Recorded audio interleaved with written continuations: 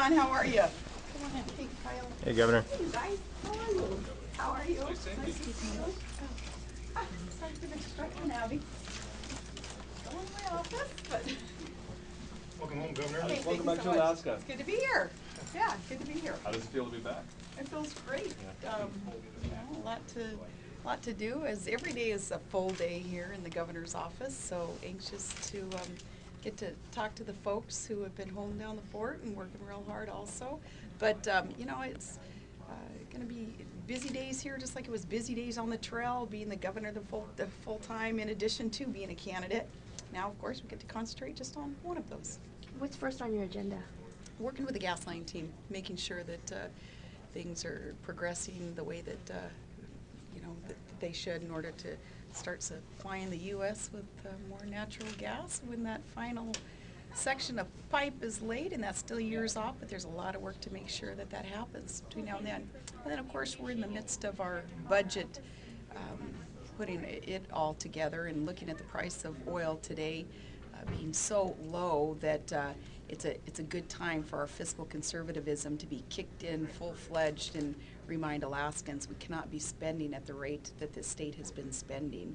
And you couple that with the changes on the federal scene also in terms of the dollars coming into the state, perhaps not at such a generous rate as they had been. And Alaskans, we have to make sure that we are being prudent with other people's monies, and that we are being fiscally conservative. So, middle of the debate of budget, and it's going to be good putting all of that together. How difficult were these last couple of days, hearing some of the, rumors coming out of the McCain camp? Well, it's ridiculous because you guys report based on anonymous sources, so it's hard to have a defense. John McCain and I just spoke a couple of hours ago about this. He too saying, as long as reporters will choose to, nowadays, as it doesn't seem like it had been practiced in the past, but nowadays report based on false allegations coming from anonymous sources, it's kind of impossible to respond to false allegations.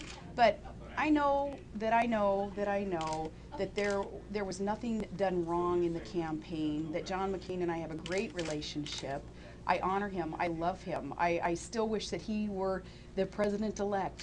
And in that context, it's frustrating to know that the media chooses to not correct the record when we're trying to set the record straight on any kind of hard feelings or negativity in the campaign and inside baseball type of issues in a campaign. You guys make it difficult.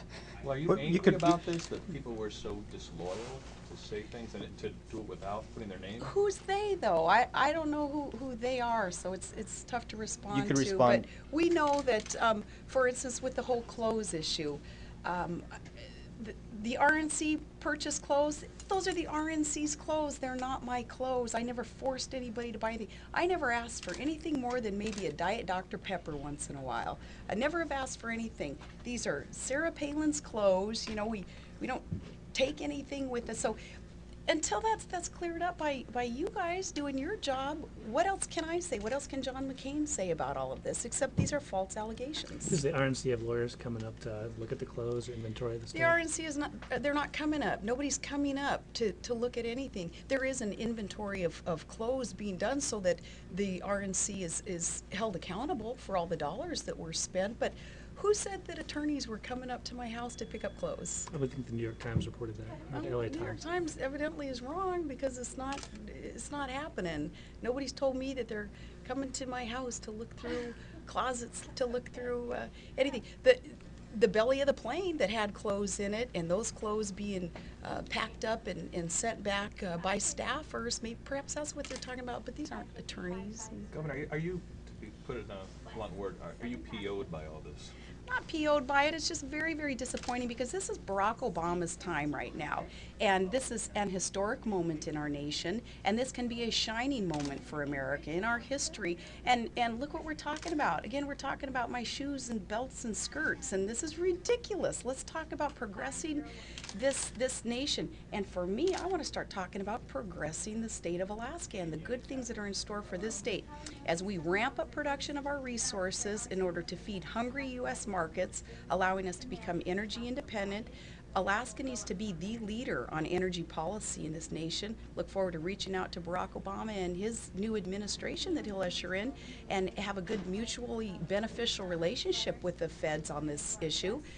There's a lot in store that is good for this nation that Alaska will be able to contribute. That's what we should be talking about. What's your future in national politics, Governor?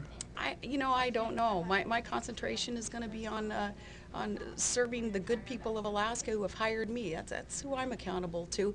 And, I'll continue to participate in the Republican Governors Association and National Governors Association. I'm the chair of the natural resources there. So there'll be on a national scene some obligations that I had already been a part of. We'll continue in that vein. But again, my participation on a national level it will all have to do with what it is that Alaska needs and how Alaska can progress and contribute more to the U.S. Do you think a vice president or all presidents will run in 2012 in your future? I don't know. Governor, there's no question that people did not put their names forward. And I think a lot of Americans consider that cowardly. There's